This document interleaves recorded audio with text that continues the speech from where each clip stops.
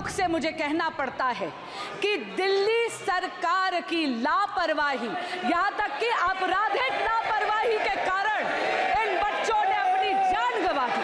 कि गृह मंत्रालय से अनुरोध करती हूं कि एक जांच समिति बनाई जाए जहां पर ये जो दिल्ली सरकार जो केवल प्रचार प्रसार और भ्रष्टाचार में लिप्त है, इसमें इंक्वायरी बिठाई जाए। दिल्ली की नालों की सफाई क्यों नहीं करी जाए?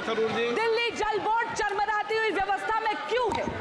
लगातार कोचिंग का मानक गाइडलाइन गवर्नमेंट के द्वारा नहीं होना, सुरक्षा की व्यवस्था नहीं होना, और एक घटना नहीं, अध्यक्ष महोदय एक मिनट, एक बार घटना नहीं घटी है, बार बार ये चर्चा आपके माध्यम से उठता है, आप इसको संरक्षित करते हैं। हम तो यूपी से अध्यक्ष जी देख रहे हैं, जहां इलीगल बिल्डिंग बनती है वहां बुलडोजर चलता है। क्या ये सरकार बुलडोजर चलाएगी कि नहीं चलाएगी? दूसरी बांसुरी स्वराज जो इनके इलाके का विषय है दिल्ली वाला, मैं बोलूं। बहुत धन्यवाद अध्यक्ष जी कि आपने मुझे इतना महत्वपूर्ण विषय सभा पटल पे रखने के लिए अनुमति दी है। एक बहुत ही हृदय विदारक घटना घटी है ओल्ड राजेंद्र नगर में, जहां पर नाले का पानी वो पूरा का पूरा बेसमेंट में, कोचिंग सेंटर के बेसमेंट में भर गया और पूरा का पूरा बेसमेंट जलमग्न होने के कारण 3 छात्रों ने अपनी जान गंवा दी। ये बच्चे तेलंगाना, उत्तर प्रदेश और केरल से आए थे। अध्यक्ष जी, ये दिल्ली में आईएएस एग्जामिनेशन की तैयारी करने के लिए आए थे, अपना भविष्य उज्जवल करने के लिए आए थे, लेकिन बहुत दुख से मुझे कहना पड़ता है कि दिल्ली सरकार की लापरवाही, यहाँ तक कि आपराधिक लापरवाही के कारण इन बच्चों ने अपनी जान गंवा दी।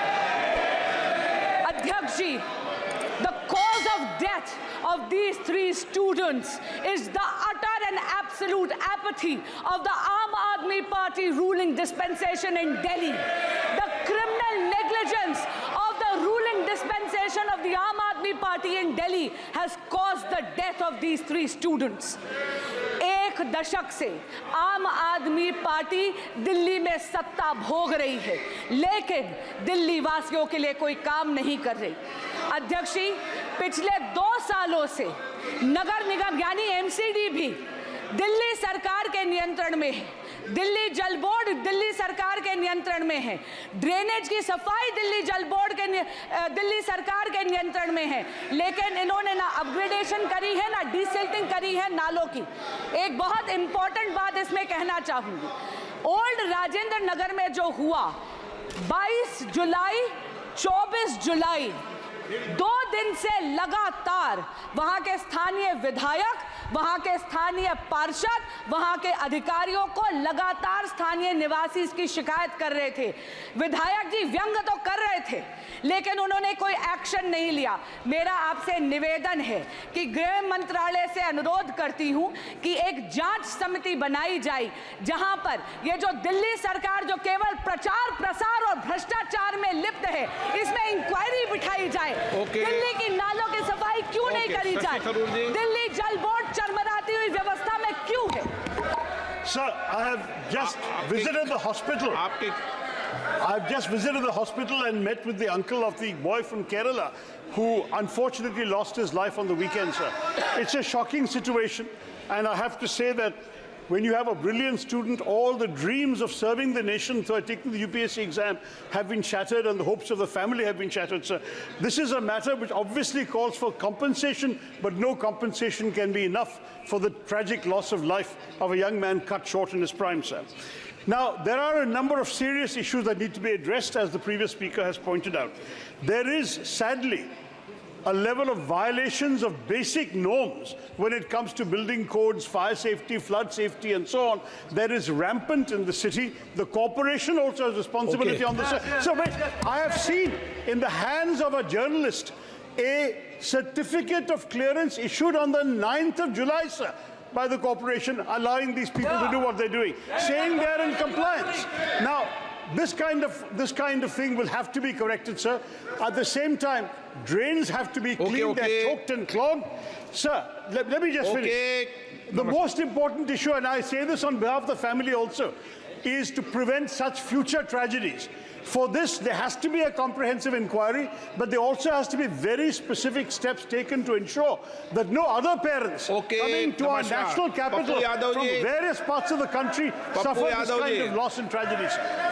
Sir, इनका केरल का विषय था, इन्होंने उठा दिया। पप्पू यादव जी, सवाल इस देश की बच्ची का है या केरल या बिहार? तानिया हमारे बिहार की बच्ची थी। हम अपनी बहन को बता देना चाहते हैं, मिडिल क्लास की एक बच्ची तानिया जिनकी मौत कल हुई है। पर आग्रह इसमें दो है। मैं ना बीजेपी और आम आदमी पार्टी की आलोचना में, पूरे देश के बच्ची जो 60% बिहार के एसएससी यूपीएससी करने आते हैं या बाहर कोटा, लगातार हमारे कोचिंग, अध्यक्ष महोदय, लगातार कोचिंग का मानक गाइडलाइन गवर्नमेंट के द्वारा नहीं होना, सुरक्षा की व्यवस्था नहीं होना, और एक घटना नहीं, अध्यक्ष महोदय एक मिनट, एक बार घटना नहीं घटी है, बार बार ये चर्चा आपके माध्यम से उठता है, आप इसको संरक्षित करते हैं, लेकिन इस पर माननीय अध्यक्ष जी, ये बहुत ही दर्दनाक घटना है और इस घटना में जिस तरह से पानी उसमें गया, बच्चे निकलने का प्रयास कर रहे हैं। आपने भी देखा होगा वीडियो। आप तो विषय क्या है बता दो आप। मान्यवर, आपने भी देखा होगा वीडियो। आप क्या बोलना चाहते हैं? मैं उसमें अखिलेश जी, बहुत गंभीर समस्या है और जो घटना हुई है दर्दनाक घटना है। यूपीएससी के स्टूडेंट जो तैयारी कर रहे थे, आखिरकार प्लानिंग और एनओसीज देने की जिम्मेदारी तो सभी अधिकारियों की है। अध्यक्ष महोदय, जिम्मेदार कौन है, उनके खिलाफ कार्रवाई क्या हो रही है? नंबर एक।